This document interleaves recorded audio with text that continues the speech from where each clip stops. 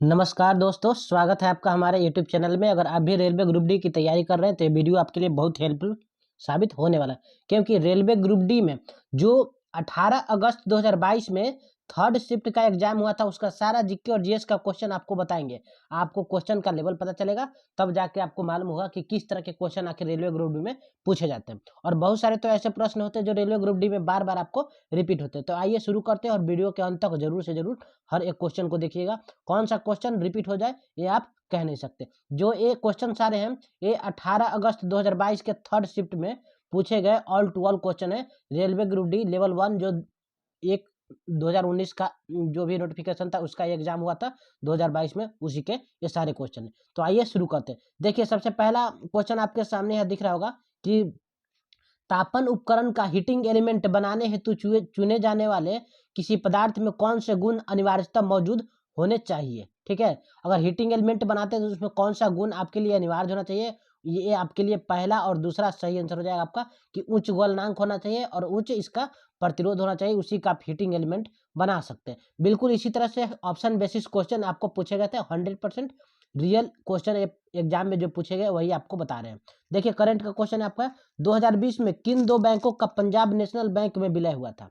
कि पीएनबी में कौन कौन बैंक मिलके आपका विलय हो गया था मिलके, तो ओरिएंटल बैंक ऑफ कॉमर्स और यूनाइटेड बैंक ऑफ इंडिया मिलके आपका ये दोनों चला गया था किसमें, पीएनबी पंजाब नेशनल बैंक में इसका विलय हो गया था। इस तरह से क्वेश्चन आया था। अगला देखिए, जीनों के कुछ लक्षणों का उल्लेख नीचे दिया गया है। कौन सा विकल्प जीनों के गलत लक्षण को प्रदर्शित करता है। इनमें कोई परिवर्तन नहीं होता, ये आपका गलत है। बाकी जो तीन है ये डीएनए के खंड होते हैं, प्रोटीन का उत्पादन करने के लक्षणों को नियंत्रित करते हैं, प्रत्येक जनन कोशिका में एक जीन होता है। यही आपका सही आंसर तीनों हो जाएगा। लेकिन ये चौथा है जो आपका ये गलत है, इसीलिए यही आपका गलत ही पूछा है, इसीलिए ऑप्शन नंबर डी आपका सही हो जाएगा। आगे देखते हैं, ऑप्शन बेसिस क्वेश्चन पूछे गए थे। चुंबकीय क्षेत्र के अंदर स्थित धारावाही चालक पर लगने वाले बल का निर्धारण करने के लिए इनमें से किस नियम का उपयोग किया जाता है। तो फ्लेमिंग के जो बाएं हाथ का नियम का उपयोग करके आप चुंबकीय क्षेत्र के अंदर किसी धारावाही चालक पर जो लगने वाला बल है उसका निर्धारण कर सकते हैं। किसके द्वारा, चुंबकीय बल का जो निर्धारण करेंगे फ्लेमिंग के बाएं हाथ के नियम के अनुसार। ठीक है, फ्लेमिंग के बाएं हाथ के नियम, दाएं हाथ का नियम, मैक्सवेल का सारा नियम आप पढ़ के जाइएगा, आपके लिए इंपॉर्टेंट साबित हो सकता है। अगला देखिए, मनुष्य का निम्न में से कौन सा अंग है जो उत्सर्जन अंग के रूप में कार्य नहीं करता है। जो हमारा फेफड़ा है वो कार्बन डाइऑक्साइड का उत्सर्जन करता है, त्वचा है जो पसीना का उत्सर्जन करता है, बड़ी आंत है जो मलमूत्र का ये उत्सर्जन करता है। लेकिन छोटी आंत यहाँ पर उत्सर्जन का काम नहीं करता है, बल्कि ये छोटी आंत पाचन का काम करता है। इसलिए आपका सही आंसर होगा छोटी आंत उत्सर्जन का कार्य नहीं करती है। अगला प्रश्न देखिएगा, कौन सा प्रश्न आपको यहाँ पर पूछा गया था कि निम्नलिखित में से कौन सा सूक्ष्म लघु और मध्यम उद्योग एमएसएमई क्षेत्र की वृद्धि एवं विकास में सहायता करने के परियोजनार्थ भारतीय संसद के अधिनियम 1990 में स्थापित एक स्वतंत्र वित्तीय संस्थान है। तो जो सिडबी है ना, सिडबी है जो एक स्वतंत्र जो ये स्थापित संस्थान है जो 1990 में स्थापित किया गया था, जो एमएसएमई के माध्यम से ये स्थापित किया गया था। अगला प्रश्न देखते हैं, चलिए आइए, कि भारत के निम्नलिखित प्रसिद्ध चर्चों में कौन सा अपने स्थान के साथ सुमेलित नहीं है। भारत के निम्नलिखित प्रसिद्ध चर्चों में से कौन है जो अपने स्थान के साथ सुमेलित नहीं है, कि कौन सा चर्च कहाँ है जो सुमेलित है। देखिए, सांता क्रूज बेसिलिका कोची में, basilica of Bom Jesus Goa में, Saint John in wild wilderness church ये पांडिचेरी में आपका नहीं है, इसीलिए आपका ये गलत आंसर हो जाएगा। और सेंट पॉल कैथेड्रल जो कोलकाता में आपका बिल्कुल ये सही है। यानी कि जो 3 नंबर आपका यही आपका आंसर गलत हो जाएगा। ठीक है, तो 3 नंबर याद रखिएगा, सेंट जॉन इन वाइल्डरनेस चर्च ये पांडिचेरी में नहीं है। अगला प्रश्न देखते हैं, जब नदी का पानी चैनल के बाहर नदी के तटों का अपरदन करता है तो नदी में बनने वाले मोर को क्या कहते हैं। तो उसको विसर्प बोलते हैं। क्या बोलते हैं उसको? विसर्प। सांप की आकृति कैसे जो बन जाता है उसको विसर्प बोलते हैं। समझ गया। आगे देखते हैं, रामकृष्ण मिशन की स्थापना 1897 ईस्वी में हुआ था। किसके द्वारा किया गया था? तो स्वामी विवेकानंद के द्वारा रामकृष्ण जो ये मिशन था इसकी स्थापना किया गया था। आपका याद रखिएगा। निम्नलिखित में से कौन सी रेखा किसी गोलीय दर्पण पर अभिलंब के रूप में कार्य करती है। तो एक ध्रुव और वक्रता केंद्र को जो मिलाने वाली रेखा है वो रेखा, और वक्रता केंद्र और आपतन बिंदु को जो मिलाने वाली रेखा है वो रेखा अभिलंब के रूप में आपका कार्य करती है। तो 1 और 2 यहाँ पर दोनों सही हो जाएगा, याद रखिएगा ध्यान से। कार्बन के कारण अस्थाई यौगिकों को बनने में सक्षम होता है। अपने छोटे कार्बन जो है, कार्बन का जो छोटा परमाणु, उसी के कारण अस्थाई यौगिक बनाने में आपका सक्षम हो पाता है कार्बन। समझ गए? सही आंसर हो गया आपका। अगला प्रश्न देखते हैं। एक क्षैतिज सीधे तार में धारा पश्चिम से पूर्व की ओर प्रवाहित होती है। ठीक है, एक क्षैतिज सीधे तार में धारा पूर्व से पश्चिम की ओर प्रवाहित होती है। पूर्वी सिरे से देखे जाने पर चुंबकीय क्षेत्र रेखाओं की दिशा क्या होगी? तार के लंबवत तल में वामावर्त तरीके से आपका ये एंटी क्लॉकवाइज तरीके से आपका हो जाएगा। ये फिजिक्स का आपका क्वेश्चन था, याद रखिएगा। कुछ कुछ क्वेश्चन ऐसे थे जो आपको ऑप्शन बहुत लंबा लंबा दिए, इस कारण से समझ में नहीं आएंगे, और इसी तरह से प्रश्न पूछेगा तो तभी आपका कट ऑफ कम रहेगा, और नहीं तो कट ऑफ बहुत ज्यादा चल जाएगा।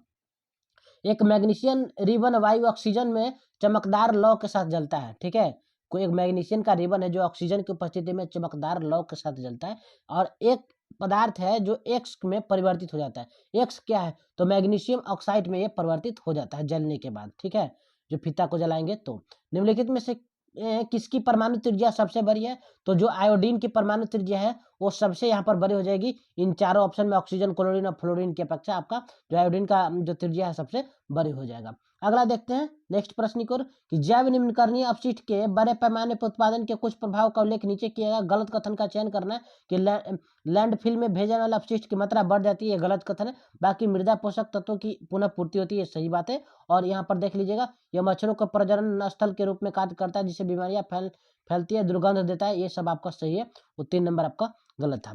बांध पुनर्वास और सुधार परियोजना किस वर्ष शुरू किया गया था?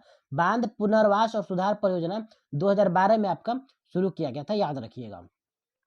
अगला प्रश्न देखते हैं। भारत में पहली बार मारुति 800 लॉन्च करने के लिए भारत सरकार और सुजुकी मोटर कॉर्पोरेशन के बीच इनमें से किस वर्ष एक संयुक्त उद्यम पर हस्ताक्षर हुआ था? आपको बताना है कि भारत और सरकार और जो मारुति सुजुकी का जो कंपनी, उसके साथ 1982 में आपका एक हस्ताक्षर हुआ था, जो बॉन्ड बना था उस पर। ठीक है, सोडियम धातु के जल के साथ अभिक्रिया करने पर क्या होता है? तो हाइड्रोजन गैस और सोडियम हाइड्रोक्साइड का विलयन बनता है। ठीक है, सोडियम धातु अगर जल के साथ अभिक्रिया करेगा तो हाइड्रोजन गैस बनेगा, सोडियम हाइड्रोक्साइड का विलयन यहाँ पर बन जाएगा, याद रखिएगा। निम्नलिखित को सुमिलित करना है आपको। देखिए नींबू का पीएच मान कितना होता है? 2.2 होता है। आपको देखिए यहाँ पर पहला का 3 और दूसरा का 2। तो पहला का 3 एक बार देखिए छोटा करेंगे तो आपको नींबू का रस है, पहला का 3 देखिए, पहला का 3 नींबू का रस है, जो 3 हो गया है ना, 2.2 बताया था ना। दूसरा का 2 जठर रस का, आपका जठर रस जो हमारे पेट में अम्ल है उसका 1.2 होता है। ठीक है, पेट में जो उसका 1.2 होता है। 2 का 3 का 4 मिल्क ऑफ मैग्नीशियम। ठीक है, MgO होल तो इसका यहाँ पर आपका 10 हो जाएगा। बच गया सोडियम हाइड्रोक्साइड का विलयन है, तो इसका आपका 14 हो जाएगा। ठीक है, इसको याद रखिएगा क्योंकि बार बार क्वेश्चन पूछा जा सकता है।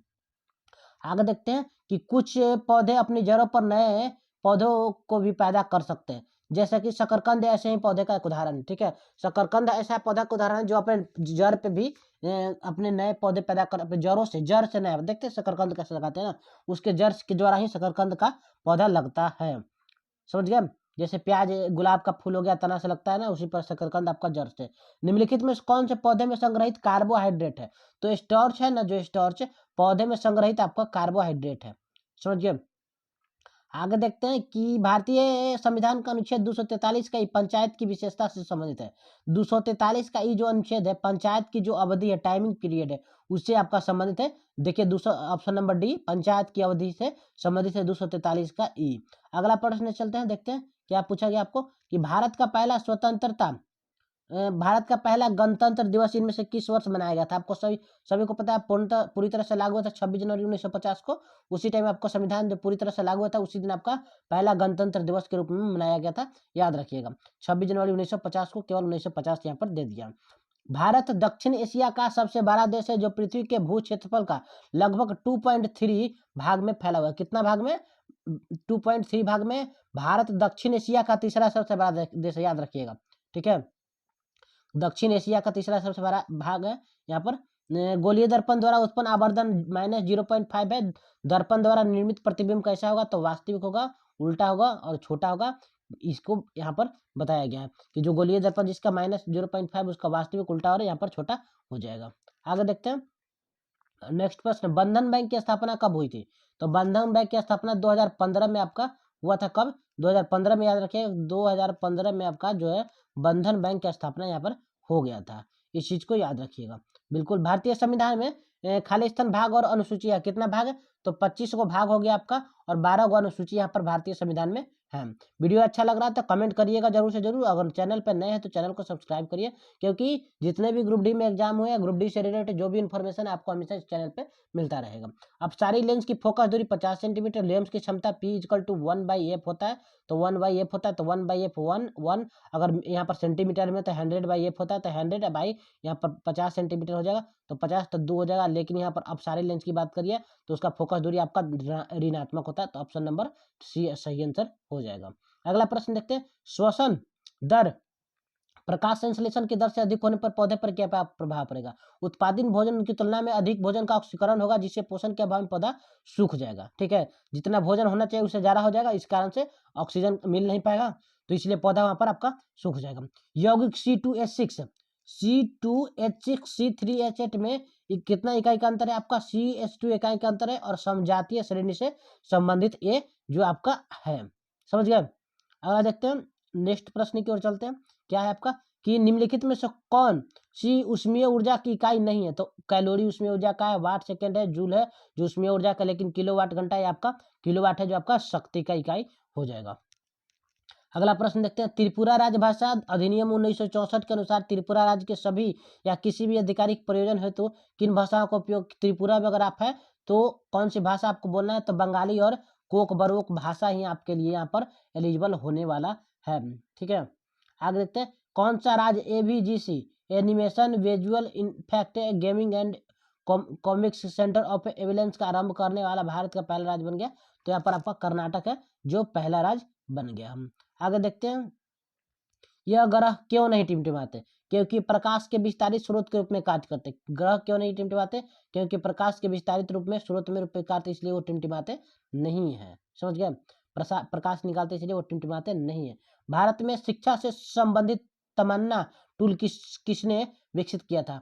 तो आपको जो CBSE और NCERT मिलके आपका ये तमन्ना है, तमन्ना ऐप को आपको यहाँ पर शिक्षा से संबंधित तमन्ना ऐप को इसने विकसित किया था, CBSE और NCERT ने मिलकर। अगला देखिए, वसा के पैसीकरण में सहायक होता है कौन? तो जो पीत लवण हमारा होता है ना, पीत रस, वही हमारे वसा के पैसीकरण में आपका सहायता प्रदान करता है। ये आपका सही आंसर हो जाएगा। बिल्कुल इसी तरह के रियल क्वेश्चन आपको पूछे जाते हैं।